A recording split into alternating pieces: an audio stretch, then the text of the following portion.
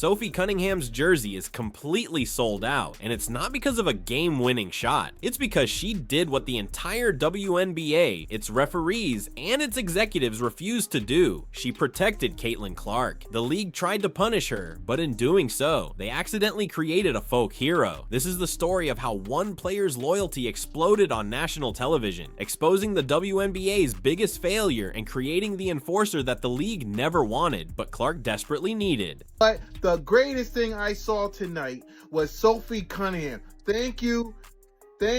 Sophie Cunningham was about to give she's about to give her the Stone Cold Stunner, bro. I'm gonna put it right here, bro.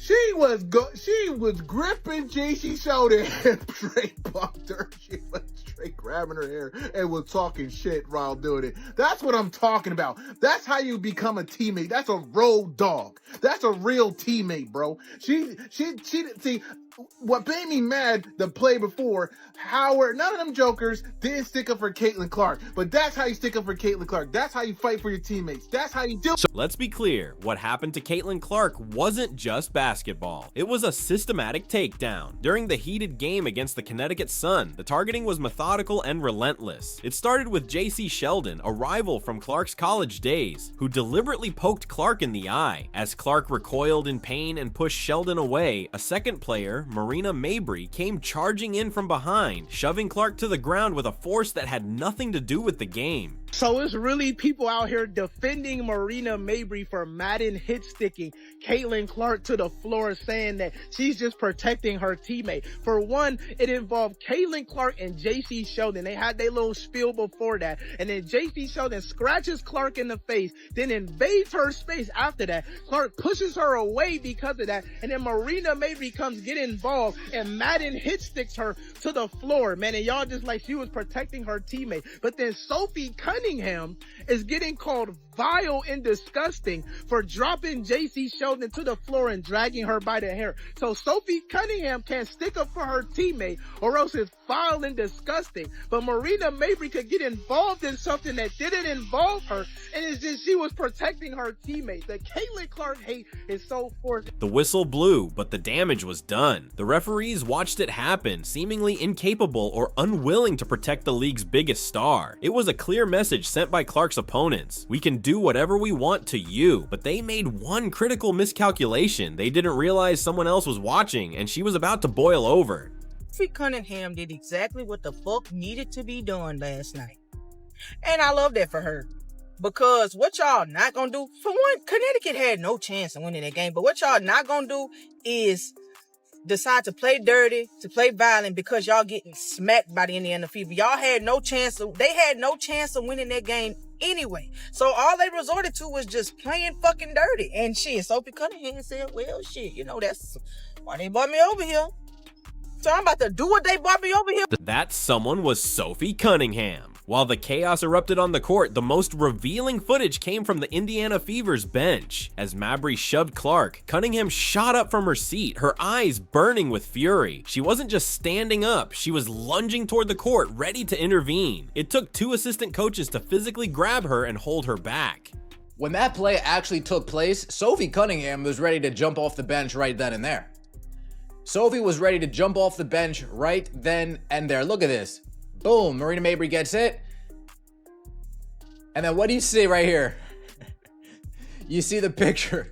You see the picture on the left-hand side over there. Yeah, Austin Kelly holding Sophie Cunningham back. Hey, Sophie, we're I know you want to get after it. I know you're about that action, but you got to stay right here on the sideline. Seriously, no one can say Caitlin Clark isn't targeted.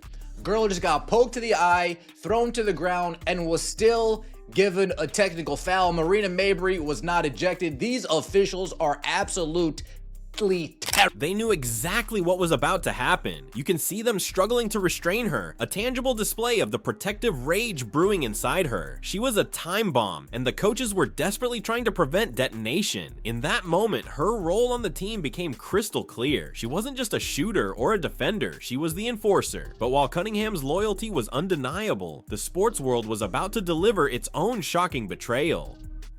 Yo, Sophia, my apologies. You should have had the second jersey WNBA I bought. I did not know that you were so proficient in holding the back of a girl's head while talking shit to her. She defended Caitlin Clark from that flagrant foul, which they didn't call flagrant for some reason last night. And she had her titled up. And then the rest of the Don Imus crew came up and tried to, separate it and whatever. But let me just tell y'all this. Sophie Cunningham, thank you for defending Caitlin Clark. Somebody in the WNBA has to protect the brand, and it's not going to be the EBT members. So thank you for protecting the greatest female basketball player of all time. Instead of calling out the blatant targeting, some of the biggest names in sports media decided to blame the victim. On ESPN, Stephen A. Smith and Monica McNutt suggested that Clark deserved the abuse because she talks trash on the court. Smith compared her to Larry Bird, saying that like Bird, she invites physicality with her smack talk. This narrative was a gut punch to anyone who had watched the game. In case you guys don't know yet, Sophie Cunningham's jersey, oh yeah, Fever fans spend that bread, folks. Sophie Cunningham's jersey, out of stock. Look at that, no size in stock. A small, a medium, a large, an extra large, a double XL. You're gonna have to get one custom made. Sophie Cunningham stands up for Caitlin Clark, and overnight, her jerseys are selling like hot. Clark was being assaulted on national television, and so-called experts were justifying it. The message was perverse. If you're a confident, vocal woman in sports, you should expect to be physically attacked, and it's your own DMN fault. The league wouldn't protect her, and now the media was defending her attackers. And you see her, you see a little shove here and there, you see her throwing a little elbow here and there, you see her talking smack. Caitlin Clark does this. So, on top of the fact that she can play, because the girl's a shooter, and she's an assist maven as well, leading the league in assists and stuff like that. She's special, 4th in league MVP honors last year, Rookie of the Year. But she's also somebody, Doggy, you will appreciate this, kind of like Larry Bird was. When Larry Bird shooting the lights out and stuff like that, but Larry Bird also The situation was so out of control that even the Fever's head coach, Stephanie White, had to speak out. In her post-game press conference, she didn't hold back. I started talking to officials in the first quarter, she said. We knew this was going to happen. Her words were a damning indictment of the league. The team had anticipated the violence, warned the officials, and were ignored. Definitely the W, especially if Sophie Cunningham is going to continue to fight people for messing with Caitlin Clark, because it feels like Caitlin Clark is going to get treated in a certain way in this league for a long time. She's not a rookie anymore, okay? She's already proved herself. She's won.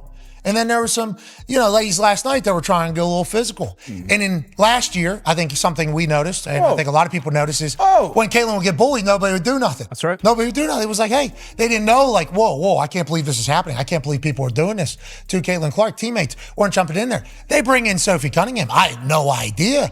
Sophie Cunningham was a black belt at the age of 6. Yeah. Yep.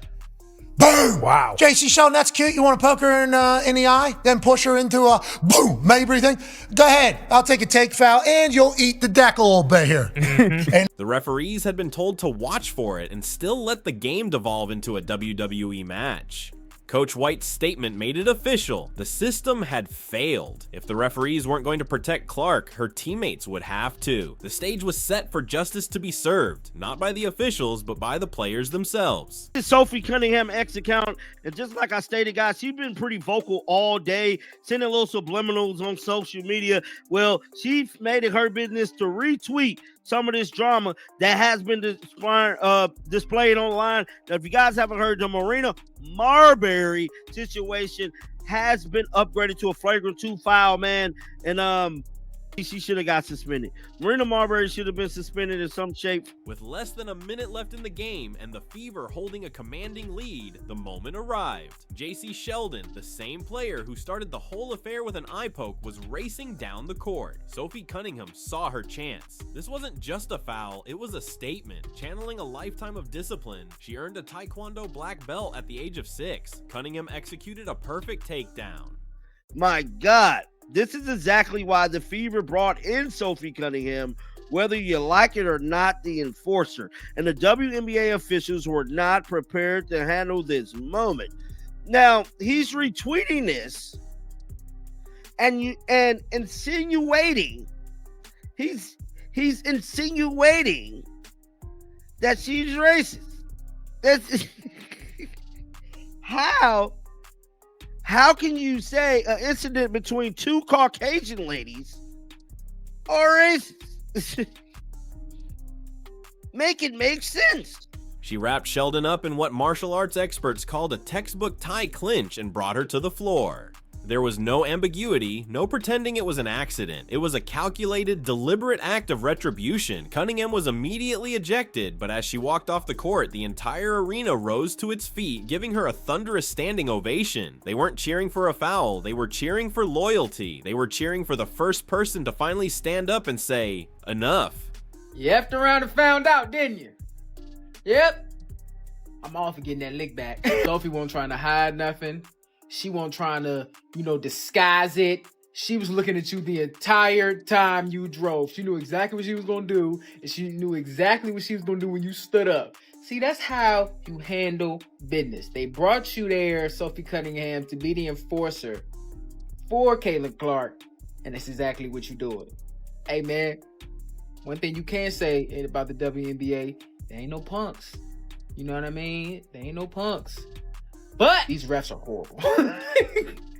These refs are trash. Like, I just found out that y'all gave Caitlin Clark a tech and you didn't even throw Marina out for that show. The WNBA's response was as predictable as it was infuriating. The league office announced that Cunningham would be fined for her actions, but in a move that exposed their hypocrisy, they also announced that Marina Mabry, the player who blindsided Clark, would merely have her technical foul upgraded, resulting in a similar fine. The league had officially declared that a premeditated, unprovoked shove from behind was equivalent to a teammate standing up for the face of their franchise. This blatant double standard sent a clear message. The WNBA was more concerned with punishing the reaction than the initial aggression. They failed to protect their biggest asset and then punished the only person willing to do the job for them. It was a complete institutional failure. And then this would happen. Here we go. We got Sophie Cunningham with a hard foul on Sheldon, and now we got all this again. And I mentioned Sophie Cunningham goes back to her days at Missouri. Another trash talker, agitator, intense defender, intense player. And so, again, JC Sheldon's not going to back down. I didn't love the way that this one was adjudicated. Sophie Cunningham was ejected, as was Lindsay Allen and JC Sheldon, I believe. I thought Sophie should have been ejected. The other two could. But the WNBA made a grave error. In trying to punish Sophie Cunningham, they accidentally created a folk hero. The fans delivered their own verdict, and it was swift and decisive. Within hours of the game, Sophie Cunningham's jersey was completely sold out on the WNBA's website. Every size, from small to double XL, was gone. Fans were voting with their wallets, making it clear that they valued loyalty and protection far more than the league's hollow punishments. This wasn't just a spike in sales, it was a movement. The fans had found a player who embodied the heart and fight they had been craving, and they were ready to back her, no matter what the league office said. The demand was so high, you couldn't get a Cunningham jersey unless you had it custom made. Everything that happened last night between the Indiana Fever and the Connecticut Sun with Caitlin Clark, Sophie Cunningham, Mabry, and Sheldon, all of it, it is so good for the WNBA, dude. Never in a million years would I have thought I would find myself feeling compelled to turn on a WNBA game at the same time as a Stanley Cup game in which one of the teams has the opportunity to win the best trophy in professional sports. Never in a million years would I have thought I would feel compelled to turn on that WNBA game that's going on at the same time and find myself watching it and yelling, "Drag her ass," as Sophie Cunningham is tackling Sheldon to the floor. Love it, dude. It's so good. It's so good. The WNBA has needed, and the Fever more specifically, but just in general, the WNBA has needed a Sophie Cunningham so badly. And for the record, every single team needs it. The phenomenon went far beyond merchandise. The WNBA was already seeing record ratings thanks to Clark, but now a new compelling subplot was driving even more interest. Fans weren't just tuning in to see Clark's incredible skill, they were watching for the drama, the tension, and the looming threat of enforcement. The league had inadvertently created a brand new draw. Sophie Cunningham became the Fever's unofficial insurance policy, a human deterrent that the front office was forced to deploy because the league itself failed to do its job. The WNBA's biggest financial asset was being physically threatened, and the solution wasn't better officiating. It was a teammate who wasn't afraid to get ejected. The league fumbled its responsibility and stumbled into a business phenomenon they couldn't control. But the fight wasn't just happening in the arena or on the sales charts. The battle quickly spilled onto the digital front. While her critics and opponents fell silent or offered weak justifications, Sophie Cunningham leaned into her new role. Her social media became a stream of unapologetic retweets and subtle jabs, making it clear she had no regrets. She was embracing her identity as Clark's protector, and the fans loved her for it. This online war also exposed the bizarre and toxic underbelly of the anti-Clark movement. In a desperate attempt to discredit her, some critics even tried to frame the incident, a conflict between two white players, as somehow racially motivated. The narrative became so twisted and irrational that it only served to strengthen the bond between Cunningham and the fans, who saw her as a beacon of common sense in a sea of nonsense. While the keyboard warriors fumed, the real message had already been delivered loud and clear on the court.